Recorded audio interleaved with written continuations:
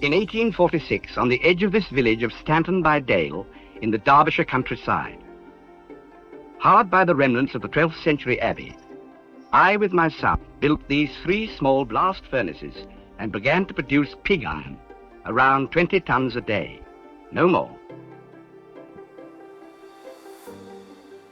I never imagined there would burgeon forth, over the next 100 years or so, a vast industry spread over this countryside with great blast furnaces, a plant to prepare iron ore,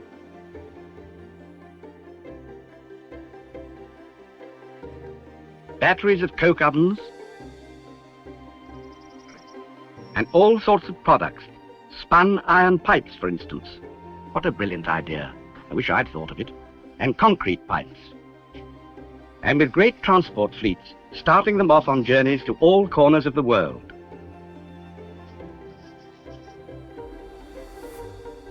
Neither did I dream that the Iron Dale would spread across the county into Staveley, or stretch out across the seas to Canada, and even to Australia. But come and see for yourselves the things I've seen. That little thing which began in 1846 is now the internationally known Stanton and Staveley Limited, and the working world of some 14,000 men and women. A far cry from the 50 or so men who worked for me. Guided by generations of far-seeing men, men full of initiative and enterprise, Stanton and Staveley has stretched physically and commercially almost beyond recognition. For instance, these are spun iron pipes, most famous of all Stanton and Staveley products, and now made in sizes up to 48 inches diameter. The development of spun iron pipes was pioneered here, and Stanton and Staveley became the first people in Europe to make and sell them. Come and see the fascinating business of how it's done. This is one of the 4 casting shops, out of which have come more spun iron pipes than would girdle the world 7 times. Molten metal is poured into a revolving water-cooled mould. The metal is held against the sides of that mould by centrifugal force. As the mould doesn't need any preparation, casting is practically continuous at a very high production level. In a matter of 2.5 minutes, and less than 30 seconds with the smallest ones, the pipe is spun.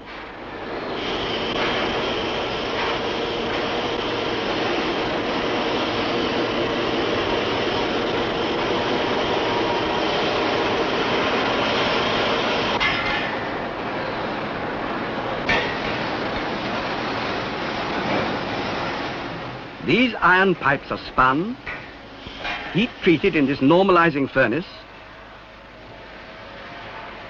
individually tested,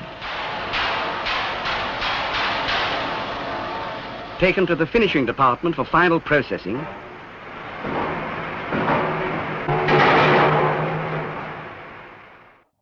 and out into the stockyards.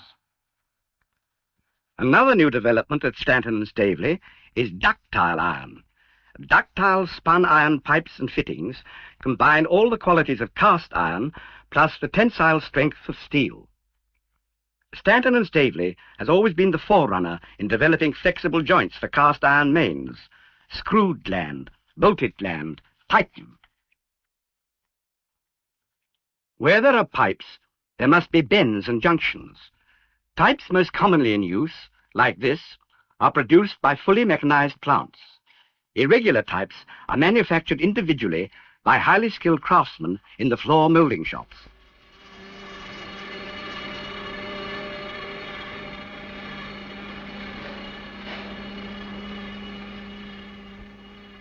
The foundries are also fully equipped to produce the largest of fittings required for cooling water and low-pressure mains in power stations.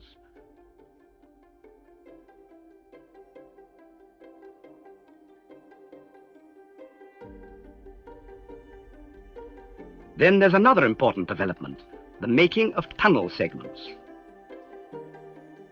The molds are produced on machines designed by Stanton engineers and enable production of up to 1 segment every 4 or 5 minutes. Hundreds of thousands of tons of segments cast in these foundries line the tubes of London's underground and tunnels under the rivers Mersey, Thames and Clyde.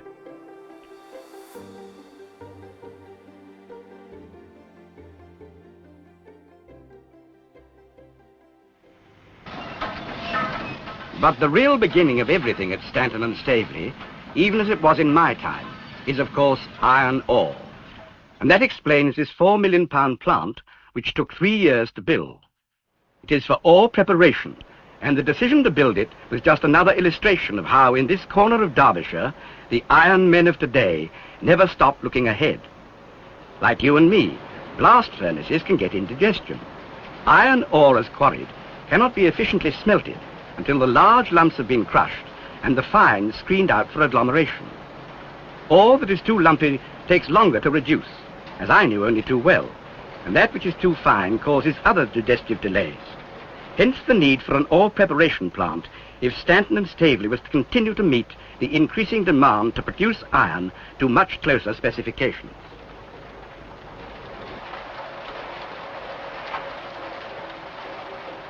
The system briefly is crushing, blending, and those blast furnaces, now so meticulously and daintily fed, there are 5 of them here now at the Stanton Works, capable of producing not just 20 tons of iron a day, as my little trio did, but something of the order of 2,000 tons a day.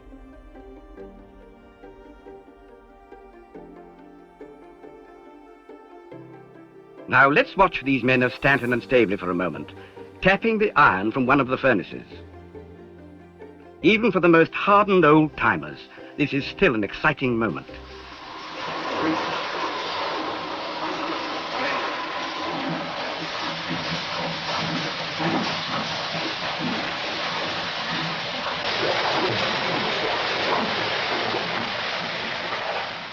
The iron tapped from the furnace is run into ladles and taken to the pig casting machines.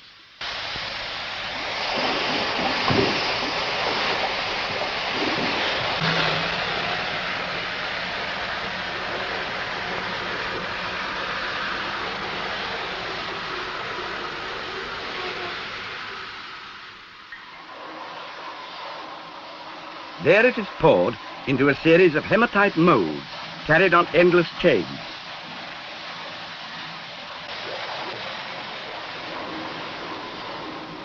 Water is sprayed on it to solidify the metal, which is discharged into a pit ready for dispatch.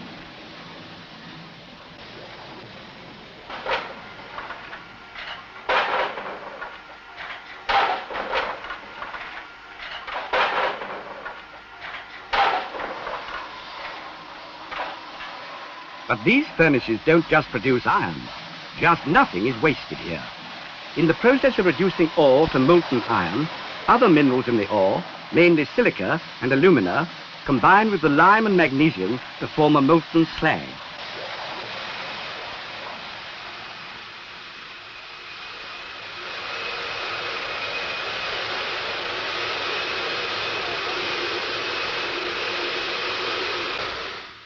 It is tapped off separately from the iron, run into these ladles, cooled and taken to the slag plant.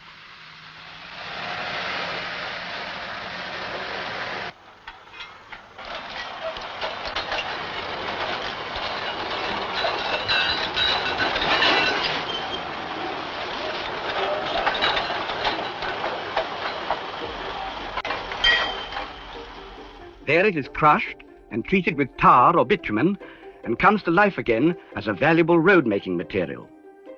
Every time a ton of iron is made, there is a side issue of some 1,500 weights of slag. There's a third product of these blast furnaces, gas.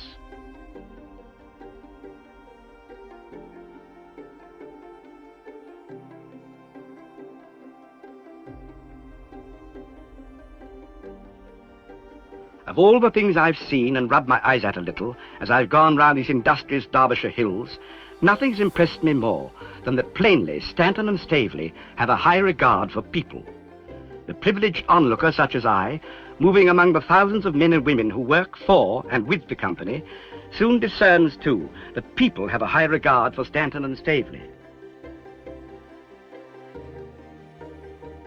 Families have worked there for generations. This is Enos Saunders. He's a pump maintenance attendant. He's 69 and has been working the Stanton works for 56 years. This is his son, a fitter's mate, with 13 years' service. And this again is Enos's grandson, an apprentice fitter. That sort of thing is typical of Stanton and Staveley.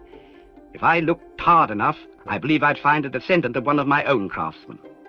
There are probably more people sporting gold watches in Derbyshire than in any comparable area of Britain. It has long been the custom to present gold watches at the end of 30 years' service, 25 for women. The total to date is well nigh 3,500. Workers have a code of behavior, not imposed, but agreed. They learn to work with the company. For more than 40 years, these works committees have offered those concerned a free exchange of views. On the training and education side, there's the same enlightened outlook, with carefully considered schemes of craft, technical, student, graduate, and commercial apprenticeships.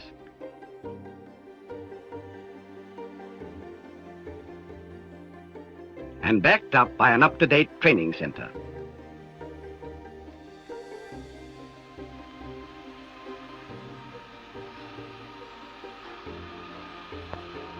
The humanities are not forgotten.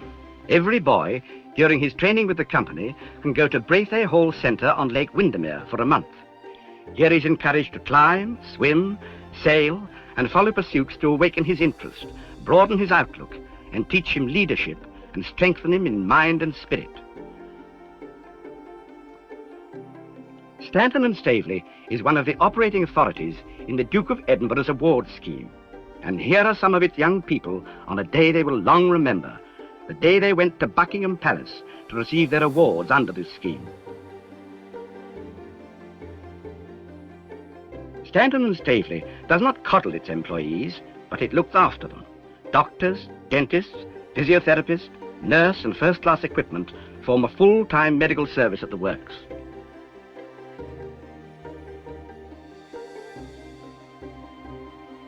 There are regular home visits by a state-registered nurse who looks after the incidental needs of those who've been away from work more than a week.